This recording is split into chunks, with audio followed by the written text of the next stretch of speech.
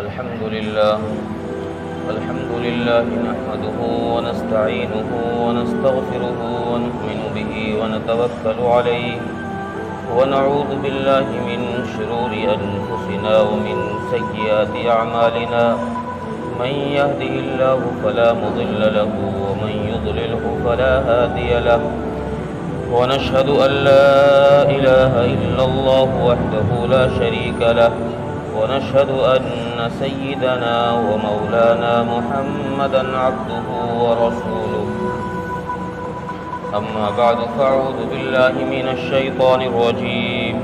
بسم الله الرحمن الرحيم محمد رسول الله والذين معه وشداء على الكفار رحماء بينهم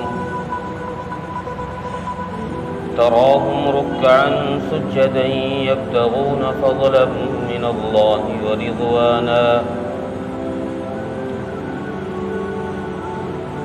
قال النبي صلى الله عليه وسلم كنت نبيا وآدم بين الروح والجسد أو كما قال عليه الصلاة والسلام.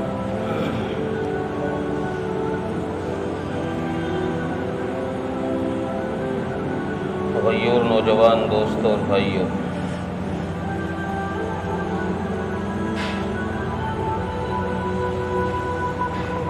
اللہ تبارک و تعالی نے ہمارے نبی حضرت محمد مصطفیٰ صلی اللہ علیہ وسلم کو آخری نبی بنا کر بھیجا. آپ کی نبوت کو اللہ تبارک و تعالی نے اس وقت اعلان کر دیا تھا، اس وقت ثابت کر دی گئی تھی جب آدم علیہ السلام ابھی پتلے کی شکل میں تھے. پتلے کی شکل بھی نہیں، بس وہ مٹی کا لوتھڑا تھا جس سے حضرت آدم علیہ السلام کو بنایا گیا تھا. اس وقت رسول اللہ صلی اللہ علیہ وسلم کو اللہ تبارک و تعالی نے نبوت عطا فرما دی تھی، اور اس نبوت کو ظاہر کیا گیا ہے رسول اللہ صلی اللہ علیہ وسلم کو جب 40 سال گزر گئے دنیا میں آنے کے بعد، پھر اس نبوت کا اظہار کیا گیا.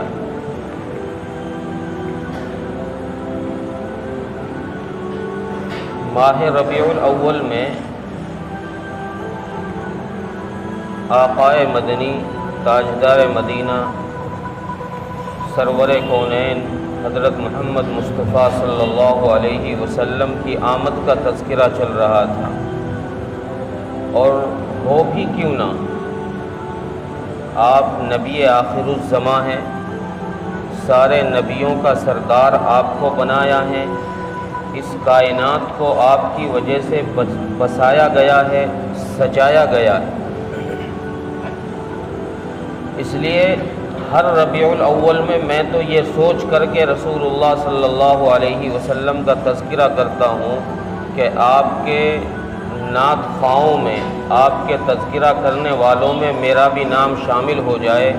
ہو سکتا ہے اللہ تبارک و تعالیٰ کو یہ ادا پسند آ کر اسی پر مغفرت کے فیصلے کر دے، ورنہ میرے حبیب کی شان کوئی انسان بیان نہیں کر سکتا. دنیا کا کوئی بڑے سے بڑا محدث، بڑے سے بڑا مفسر آپ کی شان کو بیان نہیں کر سکتا.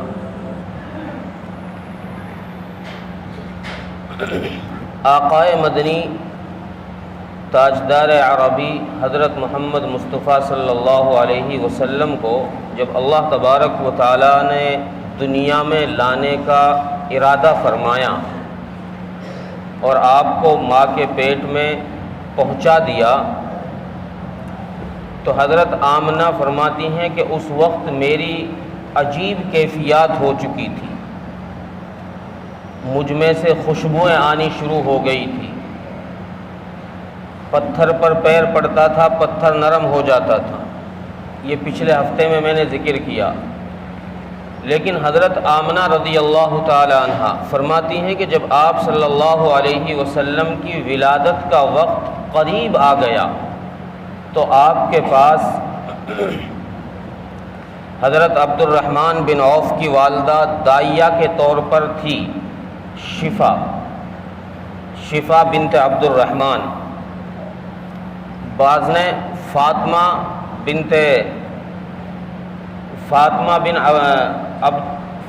بن عبداللہ یا فاطمہ بن عثمان ذکر کیا ہے۔ تو شفا جب آپ کے پاس تھی تو حضرت آمنہ کی ایک روایت میں ہے کہ میں نے اپنے کمرے میں دیکھا کہ دو دراز قامت عورتیں، لمبے قد کی عورتیں میرے کمرے میں داخل ہوئی، اس حجرے میں آئی۔ پوچھنے پر معلوم ہوا ایک نے اپنا نام مریم بتایا اور ایک نے اپنا نام آسیہ بتایا، اور ان کے ساتھ جنت کی حوریں تھیں جو آپ صلی اللہ علیہ وسلم کی ولادت کے لیے اللہ تبارک و تعالیٰ نے جنت سے عملہ بھیجا تھا، جس کی سربراہ، جس کے امیر حضرت مریم اور حضرت آسیہ کو فرمایا۔ جب آپ صلی اللہ علیہ وسلم کی ولادت کا وقت قریب آیا تو حضرت آمنہ کی روایت سے ہے کہ کمرے کا جو چراغ جل رہا تھا حجرے میں روشنی کے لیے، وہ چراغ بجھ گیا تیل نہ ہونے کی وجہ سے۔ پھر آپ صلی اللہ علیہ وسلم کی ولادت کا وقت شروع ہوا ہے۔ شفا جو دائیہ کا فریضہ انجام دے رہی تھی، فرماتی ہیں کہ جب آپ صلی اللہ علیہ وسلم کمرے میں تشریف لائے، آپ کی ولادت ہو گئی تو پورے کمرے میں نور پھیل گیا، روشنی پھیل گئی۔ حضرت آمنہ فرماتی ہیں کہ اتنا نور پھیلا کہ مجھے شام اور بصرہ کے محلات تک نظر آنے لگے۔ حضرت شفا نے جو دائیہ کا فریضہ انجام دے رہی تھی، آقائے مدنی کو گود میں لیا اور ماں کے بازو میں لٹا دی۔ فرماتی ہے کہ میں نے جو ہی آپ صلی اللہ علیہ وسلم کو ماں کے بغل میں لٹایا تو آپ نے ایک دم کروٹ بدلی اور سجدہ کیا، الٹے نہیں ہوئے بلکہ سجدہ کیا، اور پھر ایک لمبا سجدہ کر کر آپ صلی اللہ علیہ وسلم نے الٹے ہاتھ کا سہارا لیا اور اوپر کو ہوئے اور سیدھا ہاتھ اوپر کو کیا، انگلی کا اشارہ کیا، اور امت کو یہ پیغام دیا کہ میں دنیا میں آ گیا ہوں، اب صرف ایک خدا کی عبادت کی جائے گی، اس کے علاوہ کسی کی عبادت نہیں کی جائے گی، دنیا کے سارے صنم قدوں کو توڑ دیا جائے گا۔ چنانچہ روایات میں ہے کہ جب آپ صلی اللہ علیہ وسلم کی ولادت ہوئی ہے تو ایوان کسریٰ کے اندر زلزلہ آیا ہے، جس کے اس کے 14 کنگورے، 14 بل جو اس کے محل میں تھے وہ ٹوٹ کر زمین پر گر گئے۔ آتش کدہ فارس جو ہزاروں سال سے جلتی آ رہی تھی، کبھی نہیں بجھی تھی، وہ ایک دم بجھ گئی، اور نہر سادہ خشک ہو گئی، اور ساری دنیا کے صنم قدوں میں بعض علماء نے لکھا ہے کہ ساری دنیا میں جہاں صنم قدے تھے، جہاں جہاں بت رکھے ہوئے تھے، سارے بت اوندھے منہ زمین پر آ کر گرے۔ یہ آپ صلی اللہ علیہ وسلم کی آمد۔ حضرت شفا نے اٹھا کر ماں کی گود پر سینے پر لٹایا رسول اللہ صلی اللہ علیہ وسلم کو۔ حضرت آمنہ فرماتے کہ جب میرے سینے پر آپ صلی اللہ علیہ وسلم کو لٹایا گیا، میرا بچہ سینے پر آیا تو میرے کمرے میں ایک ایسا بادل آیا جیسے سردیوں میں کوہرا ہوتا ہے کہ آدمی بالکل قریب کھڑا ہوا نظر نہیں آتا، اتنا کوہرا ہوا کہ مجھے میری گود میں بیٹھا ہوا لیٹا ہوا بچہ نظر نہیں آ رہا تھا، اور اس کوہرے میں سے، اس بادل میں سے یہ آواز آئی، طوفوا به مشارق الارض ومغاربها ليعرفوا باسمه ونعته وصورته، اس بچے کو مشرق مغرب کی سیر کراؤ تاکہ دنیا والوں کو پتہ چلے کہ یہی وہ بچہ ہے جس کے پیچھے چلو گے تو تمہیں نجات ملے گی، اگر اس سے ہٹ گئے تو تمہیں نجات کا راستہ نہیں ملے گا۔ گویا یہ پیغام دیا گیا کہ یہاں حسب نسب نہیں چلے گا، یہاں حسب نسب نہیں چلے گا۔ حسب نسب میں ابو لہب کوئی چھوٹا آدمی ہے؟ ابو لہب ہے، قریشی ہے، نبی کا چچا ہے، کتنا اعلیٰ نسب ہے، لیکن قرآن کہتا ہے تبت یدا ابی لہب، ابو لہب ہلاک ہو گیا، ابو لہب برباد ہو گیا۔ اور غلام حضرت بلال غلام ہیں، ابن غلام ہیں، حبشی ہے، ابن حبشی ہے، کوئی حسب نسب نہیں ہے، لیکن رسول اللہ صلی اللہ علیہ وسلم نے ارشاد فرمایا کہ میدان حشر میں جب میں براق پر چلوں گا تو بلال میرے ساتھ ساتھ سرخ اونٹنی پر چلے گا، اور میدان حشر میں پہنچ کر بلال اذان دے گا اونٹنی پر کھڑے ہو کر۔ حسب نسب نہیں چلے گا، وہاں نبی کی اطاعت چلے گی، جس نے نبی کی اطاعت کی ہوگی اس کا مقام بلند ہوگا۔ اور آگے اللہ کے نبی نے فرمایا جب جنت میں داخل کیے جائیں گے لوگ تو سب سے پہلے مجھے داخل کیا جائے گا، میں جس اونٹنی پر ہوں گا اس اونٹنی کی نکیل پکڑ کر حضرت بلال حبشی رضی اللہ تعالی عنہ جنت میں میرے ساتھ ساتھ جائیں۔ یہ مقام ہے۔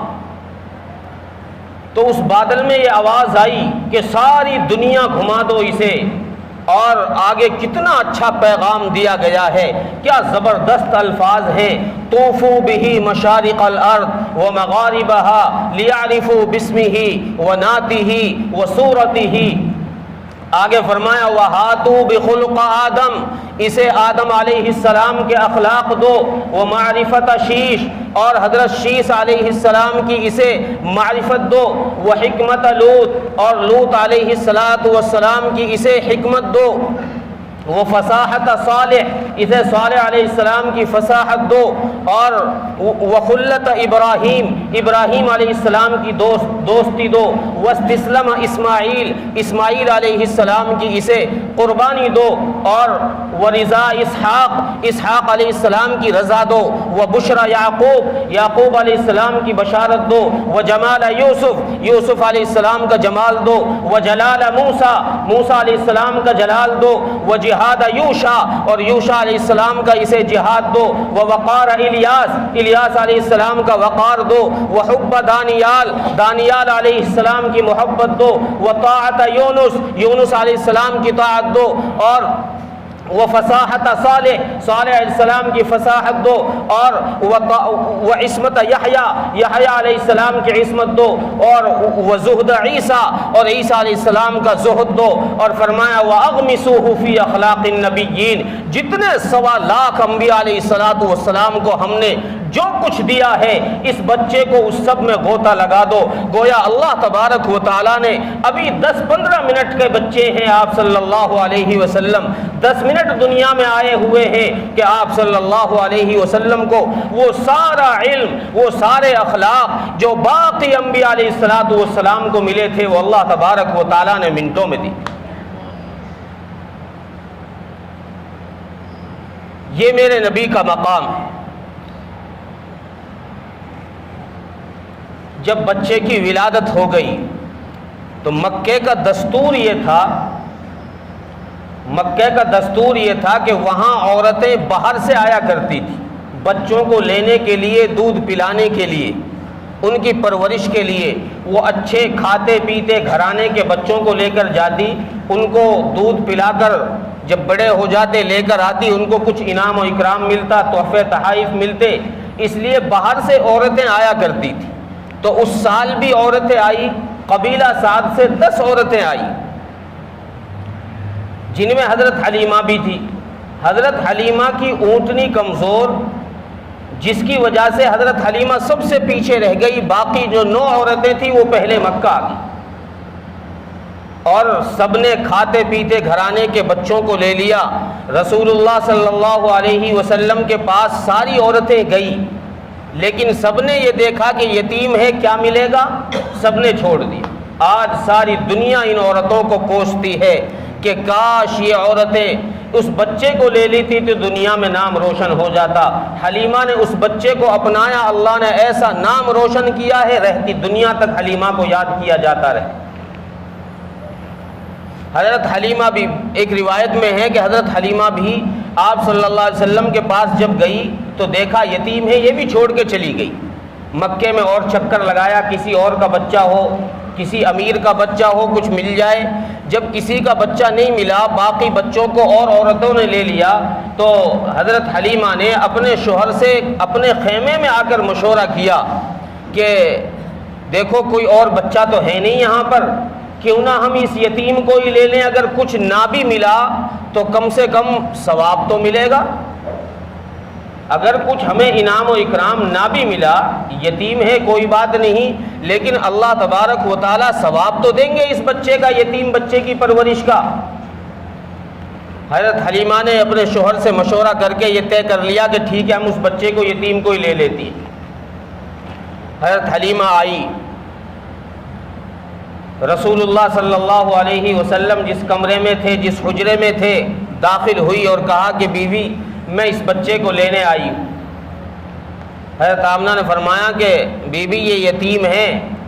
بہت ساری عورتیں چھوڑ کر چلی گئی ہیں، کہ ہاں میں اس یتیم کو ہی لینے آئی ہوں، یہ یتیم مجھے دے دو۔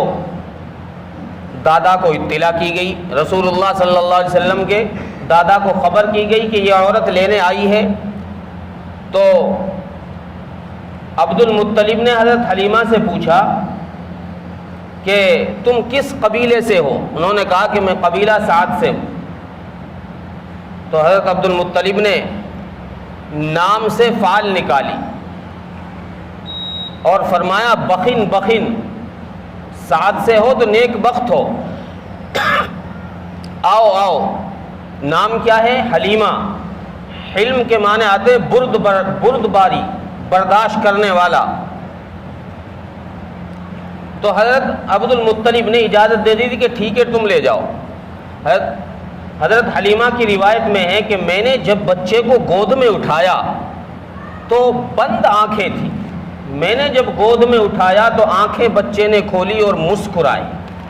فرماتی ہے کہ میں نے جو اس کی چہرے پر نورانیت دیکھی، حضرت حلیمہ کی روایت ہے کہ میں نے نبی اکرم صلی اللہ علیہ وسلم کے چہرے پر جو نورانیت دیکھی، میں نے اتنا حسین بچہ آج تک نہیں دیکھا، اور دیکھتی بھی کہاں سے۔ حضرت حسان بن ثابت رضی اللہ عنہ نے شعر اللہ کے نبی کی تعریف فرمائی ایک شعر میں، فرمایا خلقت مبرأ من کل عیب کأنک قد خلقت کما تشاء۔ نبی جی اللہ تبارک و تعالیٰ نے آپ کو ہر عیب سے پاک کیا ہے، ہر عیب سے آپ کو پاک رکھا ہے۔ آپ کی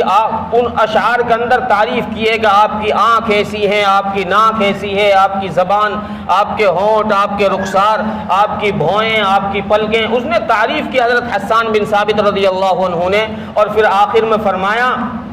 خلقت مبرأ من کل عیب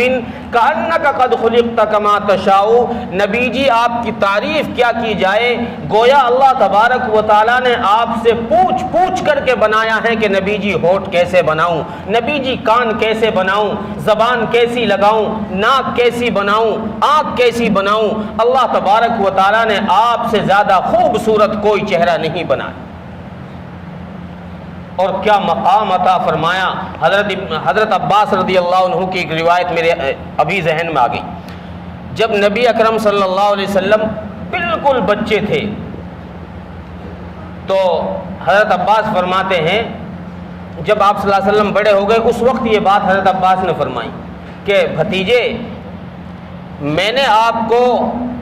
اس وقت پہچان لیا تھا جب آپ بالکل چھوٹے سے معصوم سے تھے، جب آپ چارپائی پر لیٹے ہوئے کھیلا کرتے تھے کہ آپ بہت بڑی ہستی ہیں، آپ کوئی عام بچوں میں نہیں ہیں، آپ بہت عالی شان ہیں، آپ کا مقام بہت بلند ہے۔ اللہ کے نبی نے فرمایا چچا کیسے پہچان لیا آپ نے؟ حضرت عباس فرماتے ہیں کہ ایک دن میں رات کو آپ کے پاس تھا اور آپ صحن میں چارپائی پر لیٹے ہوئے تھے، بچہ جیسے ہاتھ پیر ہلاتا ہے، کبھی پیر ہلاتا ہے، کبھی ہاتھ ہلاتا ہے، بچہ کھیلتا ہے لیٹ کر۔ حضرت عباس فرماتے ہیں کہ جب آپ کھیل رہے تھے تو میں آپ کے ہاتھ پیروں کی مومنٹ دیکھ رہا تھا، ہلچل دیکھ رہا تھا اور میری ایک نظر چاند کے اوپر تھی، 14ویں کا چاند نکلا ہوا تھا۔ میں دیکھ رہا تھا جب آپ ہاتھ کا اشارہ یوں کرتے تو چاند ادھر ہو جاتا، ادھر کو کرتے چاند ادھر ہو جاتا، ادھر کو کرتے ادھر ہو جاتا۔ آپ کے گویا ہاتھ پیروں کے اشارے سے چاند ادھر ادھر حرکت کر رہا تھا۔ اللہ تبارک و تعالیٰ نے رسول اللہ صلی اللہ علیہ وسلم کے لیے کھلونے کے طور پر چاند کو استعمال فرمایا ہے۔ ہر ماں ہر باپ اپنے بچے کے لیے کھلونے لے کر آتی ہے، بازار سے جاتے ہیں، بچہ کہتا ہے کہ یہ کھلونا چاہیے، بچہ کہتا ہے یہ کھلونا چاہیے، ماں باپ وہ کھلونے لا کر دیتے ہیں۔ چونکہ میرا نبی یتیم ہے، کھلونا کون لا کر دے گا؟ اور اللہ تبارک و تعالیٰ نے پھر مقام بتانے کے لیے کہ میرا نبی جیسا بلند ہے، اس کے لیے ہم کھلونا بھی ویسا ہی بلند لے کر آتے ہیں۔ اللہ کے نبی نے فرمایا چچا ان القبر یناجینی ویحاکینی ویناغینی ویمنعنی من البکا، کہ چاند مجھے لوریاں سناتا تھا، مجھے نغمے سناتا تھا، مجھے قصے کہانیاں سناتا تھا اور مجھے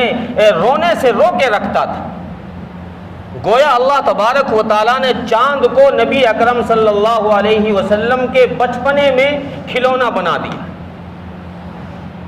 جیسے بچوں کی گاڑیاں ہوتی ہیں، بچوں کی گڑیا ہوتی ہیں کھیلنے کے لیے، اللہ تبارک و تعالیٰ نے وہ مقام عطا فرمایا کہ چاند کو وہ کھلونا اور گڑیا بنا دیا ہے نبی اکرم صلی اللہ علیہ وسلم کے لیے کہ نبی جی آپ بلند ہیں تو ہم آپ کے لیے کھلونا بھی بلند لے کر آتے ہیں۔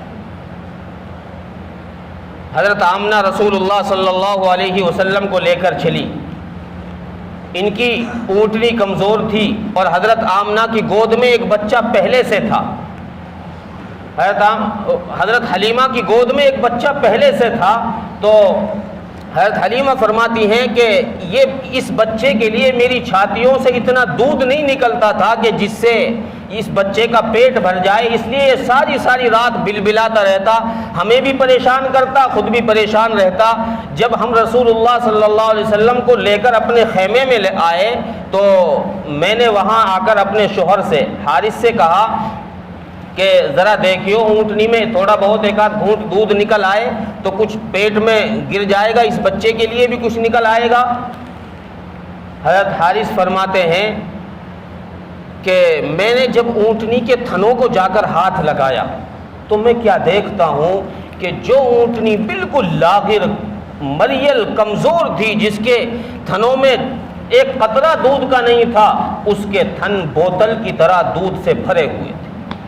اور میں جو برتن لے کر گیا تھا وہ برتن بھر کر لا کر میں نے حلیمہ کو دیا۔ حلیمہ نے پوچھا یہ دودھ کہاں سے لائے ہو؟ اسی اونٹنی سے، اس میں تو کوئی دودھ تھا ہی نہیں، وہ تو بالکل مریل لاغر کمزور اونٹنی تھی۔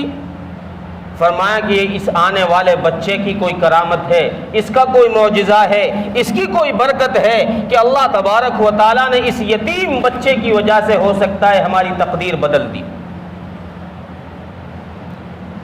پھر حضرت حلیمہ نے دودھ پیا، بچوں کو پلایا، اور حارث نے خود بھی دودھ پیا۔